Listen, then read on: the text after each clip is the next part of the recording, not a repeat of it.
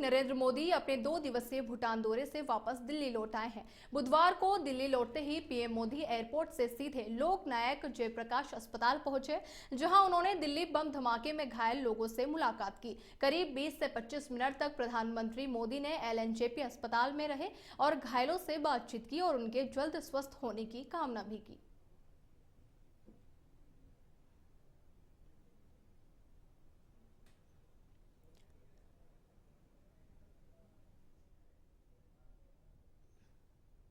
फरीदाबाद की अल फलाह यूनिवर्सिटी में आज एनआईए की टीम पहुंची और गेट पर रखे रजिस्टरों की जांच पड़ताल की। इससे पहले दिल्ली पुलिस की स्पेशल टीम भी यूनिवर्सिटी परिसर में जांच कर रही थी। इसी कड़ी में क्राइम ब्रांच द्वारा हिरासत में लिए गए एक युवक को फतेहपुर तगागांव में निशानदेही के लिए ले जाया गया है। दिल्ली ब्लास्ट मामले की जांच का दायरा लगातार बढ़ता ही जा रहा है, जिसमें Faridabad police, crime branch, Delhi special team, NIA और जम्मू कश्मीर पुलिस संयुक्त रूप से कार्रवाई कर रही है।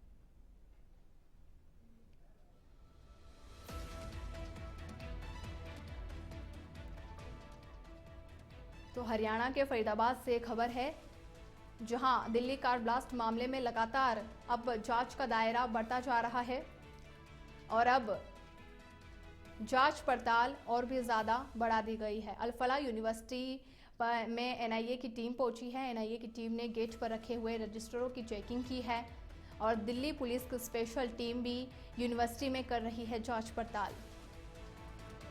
तो दिल्ली कार ब्लास्ट के मामले में लगातार अब जांच पड़ताल बढ़ा दी गई है। साथ ही पुलिस ने चेकिंग अभियान अब ज्यादा कर लिया है।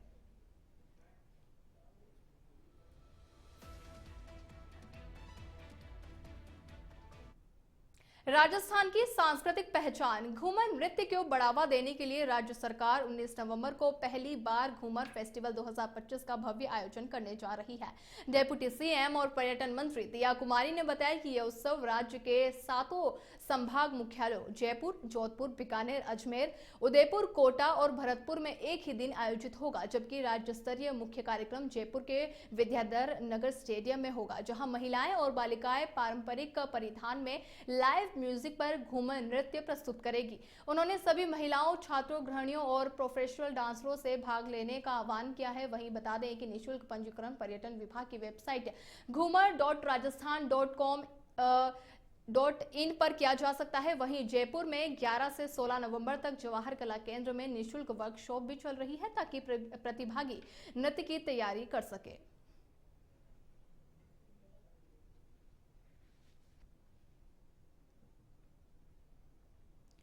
खबर अजमेर से है, जहां किशनगढ़ में एक रिटायर्ड बैंक कर्मचारी के साथ 86,80,000 रुपए की साइबर ठगी का मामला सामने आया है। साइबर ठगों ने खुद को सीबीआई और दिल्ली पुलिस का अधिकारी बताकर पीड़ित संपत लाल माहेश्वरी को डिजिटली अरेस्ट कर लिया और गिरफ्तारी का डर दिखाकर पैसे ट्रांसफर करवाए।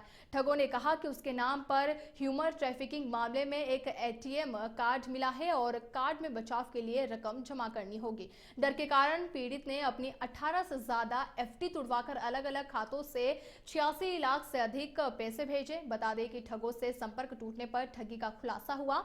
साइबर थाना पुलिस ने मामला दर्ज कर लिया है, जांच शुरू कर दी है और कॉलर की पहचान और खाते के ट्रांजैक्शन ट्रेस करने में अभी फिलहाल पुलिस जुटी हुई है।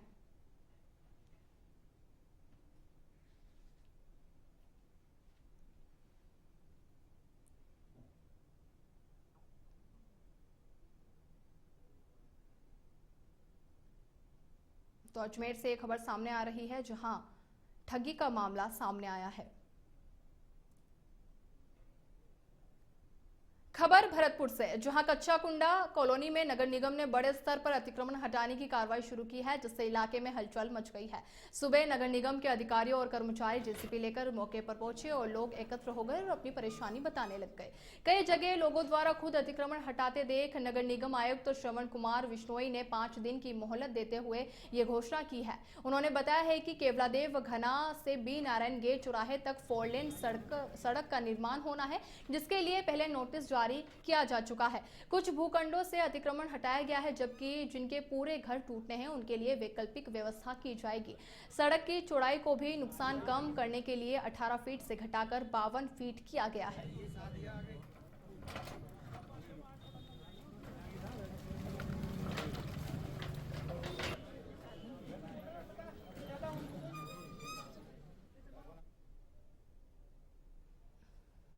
गेट से लेकर के P9 गेट तक रोड चौड़ीकरण का जो काम चल रहा है, पीछे आपको पता सलूजा नर्सिंग होम तक रोड बन गई है। आगे इंक्रोचमेंट्स थे तो इनने हमने सबको नोटिस दिए और निशानदेही की। उसके बाद सब लोगों ने आपसी में समझौता करके और नगर निगम के सहयोग के लिए आज हमारी जो कार्रवाई थी सलूजा नर्सिंग होम से पटाखा फैक्ट्री तक की, तो उसमें अभी सुबह हम अपना जाब्ता लेकर के आए, संसाधन लेकर के, तो सारे लोग अपने लेवल पर काम तोड़ रहे हैं। अधिकांश ने तोड़ लिया है, कुछ तोड़ रहे हैं, किसी को सहयोग के लिए जैसी भी चाहिए तो। खबरों में आगे बढ़ते हैं। करौली में सार्वजनिक मार्गों पर अवैध अतिक्रमण हटाने के लिए पीडब्ल्यूडी विभाग ने सलमेपुर नरोली सड़क मार्ग पर अभियान चलाया है। इस दौरान विभाग की टीम ने पीला पंचा का इस्तेमाल कर सड़क किनारे बने पक्के निर्माण दुकानों के आगे बढ़ाए शेड और अस्थायी ढांचे हटाए हैं। कार्रवाई में पुलिस का सहयोग भी रहा ताकि किसी भी तरह की अव्यवस्थाएं न देखी जा सके। साथ ही अधिकारियों ने बताया कि बार बार नोटिस देने के बावजूद कुछ लोगों ने सड़क पर कब्जा कर रखा था, जिससे आवागमन बाधित हो गया था। वहीं स्थानीय लोग सड़क चौड़ी होने पर राहत महसूस कर रहे हैं और विभाग की इस कार्रवाई का समर्थन कर रहे हैं।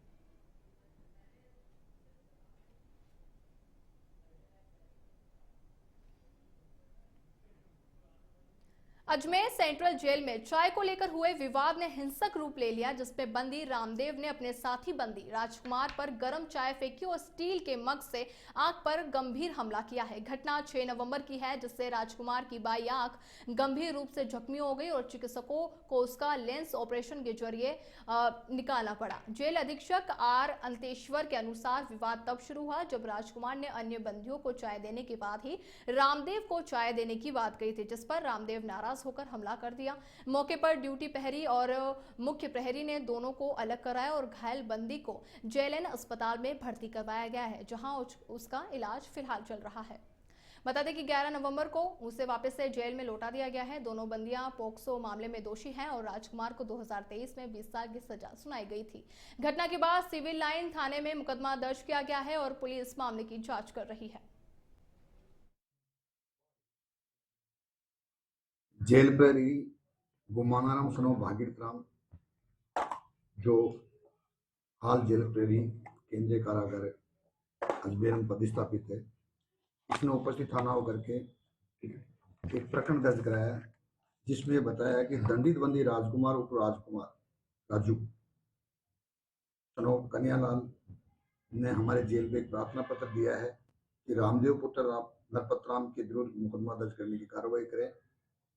मुकदमा दर्ज इसलिए कहा कि राजकुमार और रामदेव दोनों ही जेल में निरुद्ध है, दोनों ही बंदी है और शाम को चाय वितरण को लेकर के इनके विवाद।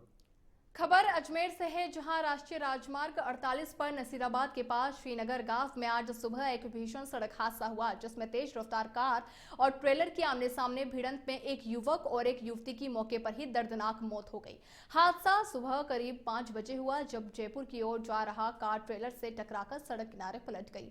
टक्कर इतनी तेज थी कि कार के परखच्चे उड़ गए। सूचना मिलते ही श्रीनगर पुलिस मौके पर पहुंची और शवों को श्रीनगर उप स्वास्थ्य केंद्र की मोर्चरी में रखवाया गया है। अभी मृतकों की पहचान नहीं हो सकी है, जिसके लिए आसपास के थानों को सूचना भेज दी गई है। पुलिस ने मामले की जांच शुरू कर दी है।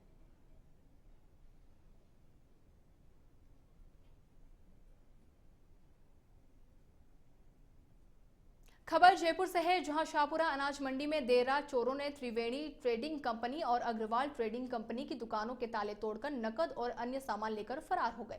ये वारदात रात 1 बजे से 2:30 बजे के बीच हुई है। वहीं घटना सीसीटीवी फुटेज में कैद हो गई है, जिसमें 3 चोर स्पष्ट रूप से दिखाई दे रहे हैं। घटना के बाद मंडी के व्यापारियों में भारी आक्रोश फैल गया है और कई व्यापारियों ने रात की गश्त बढ़ाने और सुरक्षा कड़ी करने की मांग की है। सूचना पर शाहपुरा थाना प्रभारी रिया चौधरी मौके पर पहुंचे और जांच शुरू कर दी है। साथ ही पुलिस ने फुटेज जब्त कर आरोपियों की पहचान और तलाश शुरू कर दी है।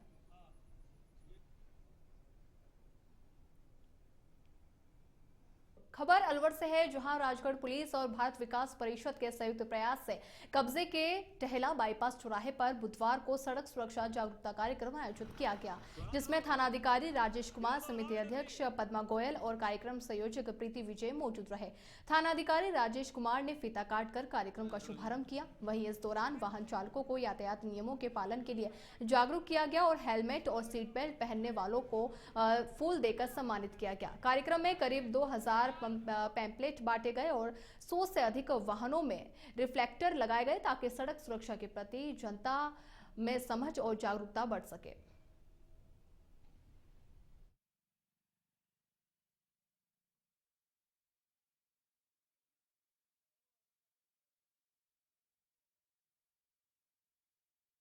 आए दिन हो रही सड़क दुर्घटनाओं को देखते हुए हमारी भारत विकास परिषद समय समय पर सड़क सुरक्षा का कार्यक्रम करती रही है। इसके लिए जो हेलमेट नहीं लगाते उनको हेलमेट के लिए समझाइश की जाती है और जो हेलमेट लगा के आए उनका स्वागत किया जाता है।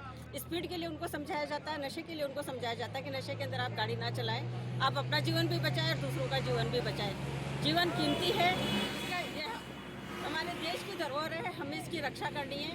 इसलिए हमें समय समय पर ये कार्यक्रम करके लोगों को जागरूक करते हैं और इससे आज क्या कार्यक्रम रहा? आज हमारा सड़क सुरक्षा का एक कार्यक्रम है जिसमें हमने 2000 पंपलेट बांटे हैं और स्टिकर्स, ये रिफ्लेक्टर्स लगाए हैं। जिन गाड़ियों के ऊपर रिफ्लेक्टर्स नहीं थे उनको रिफ्लेक्टर्स लगाए हैं और उनको समझाया गया है कि आप तो एक तो स्पीड कंट्रोल करें, दूसरा नशे में गाड़ी ना चलाएं, तीसरा जो 2 व्हीलर्स वाले हैं वो हेलमेट पहन करके ही अपने 2 व्हीलर को चलाएं, जिससे खुद भी सुरक्षित रहें और आम जनता को भी कोई तरह की कोई खतरा न।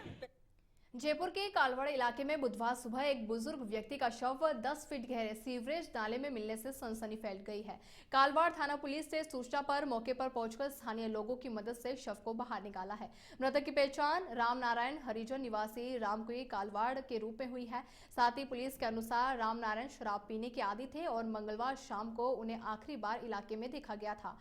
प्रारंभिक जांच में यह सामने आया है कि शरीर पर किसी प्रकार की चोट के निशान नहीं मिले हैं, जिससे आशंका ये जताई जा रही है कि शराब के नशे में वे नाले में गिरकर डूब गए। पुलिस ने शव को कब्जे में लेकर कावटिया अस्पताल की मोर्चरी में पोस्टमार्टम के लिए भेज दिया है और मामला दर्ज कर जांच शुरू कर दी है। पोस्टमार्टम रिपोर्ट आने के बाद ही मौत के सटीक कारणों का खुलासा हो पाएगा।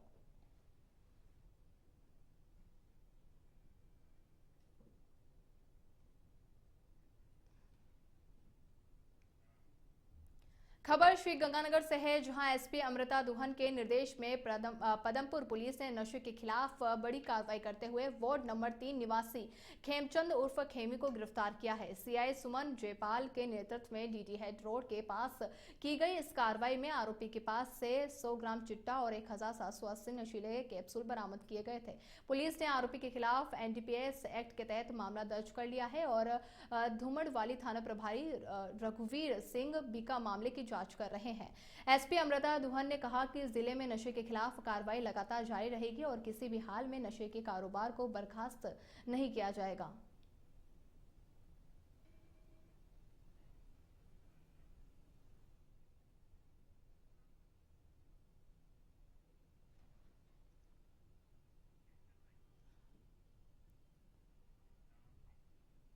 अंता उपचुनाव के लिए मंगलवार को मतदान शांतिपूर्ण संपन्न हो गया है और अब परिणामों का बेसब्री से इंतजार किया जा रहा है। जिला निर्वाचन अधिकारी रोहिताश्व सिंह तोमर के निर्देश में ईवीएम को कड़ी सुरक्षा के बीच स्ट्रॉन्ग स्टोर रूम में रखवाया गया है। वहीं मतगणना बुधवार को राजकीय पीजी महाविद्यालय में सेमिनार हॉल में होगी, जिसमें 20 राउंड में 14 टेबल लगेंगे। सुरक्षा के कड़े इंतजाम रखेंगे और पूरे परिसर में सीसीटीवी फुटेज से निगरानी रखी जाएगी। साथ ही उपचुनाव में कांग्रेस, भाजपा और निर्दलीय के बीच त्रिकोणीय मुकाबला और 15 प्रत्याशियों का भाग्य ईवीएम में बंद है। मतगणना के बाद ही यह तय हो पाएगा कि किसके भाग्य पर जीत का सेहरा बंधेगा।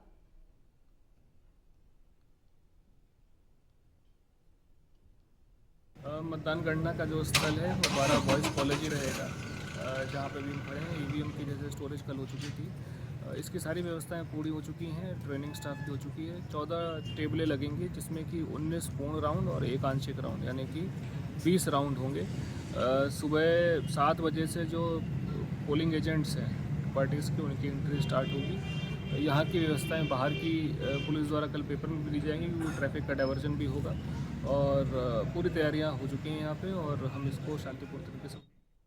सीएम भजनलाल शर्मा से मुख्यमंत्री निवास पर बुधवार को विधायकों, जनप्रतिनिधि और संत महतो और पार्टी नेताओं ने मुलाकात की है। कटुमर विधायक रमेश खिंची, सांचौर विधायक जीवाराम चौधरी सहित कई विधायकों और जनप्रतिनिधियों ने शिष्टाचार भेंट की और विभिन्न विषयों पर चर्चा की गई। वहीं रामनंदाचार्य वैष्णव सेवा ट्रस्ट के अध्यक्ष ने भी मुख्यमंत्री से मुलाकात की और श्री रामनंदाचार्य जी महाराज के 726वें जयंती महोत्सव में शामिल होने का निमंत्रण दिया।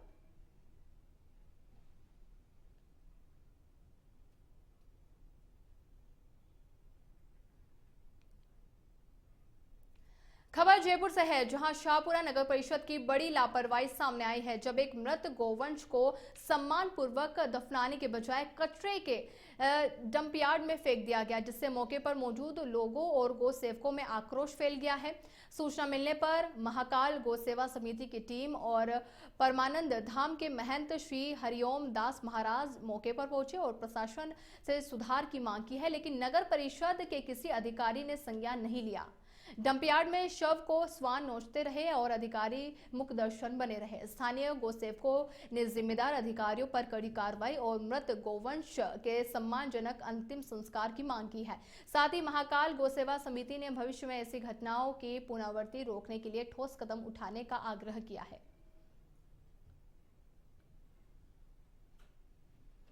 जो ये डंपयार्ड नगर परिषद शाहपुरा का जहाँ पे पूरा कचरा डाला जाता है, वहाँ पे जैसे हम सुबह आए तो एक गौ माता यहाँ पे पड़ी हुई थी। जब यहाँ पहुंचे तो उसको कुत्ते खा रहे थे।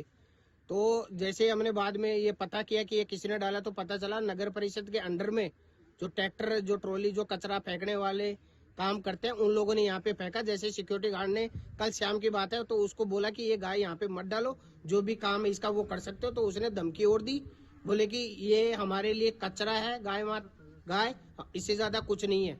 तो मैं इसका सरासर पुरजोर से विरोध करता हूँ। गाय हमारी माता है और इसके बारे में हम गलत ना तो सुन सकते ना ऐसा। मालेर कोटला के गुरु गोविंद सिंह नगर में चोरों ने एक घर के ताले तोड़कर लाखों रुपए की नकदी, सोना और चांदी चोरी कर दी है, जिससे इलाके में दहशत फैल गई है। घर के मालिक अब्दुल अनादर ने बताया कि वे अपने परिवार के साथ रिश्तेदारी में गए थे और देर रात लौटने पर ताले टूटे और अलमारी टूटी हुई मिली।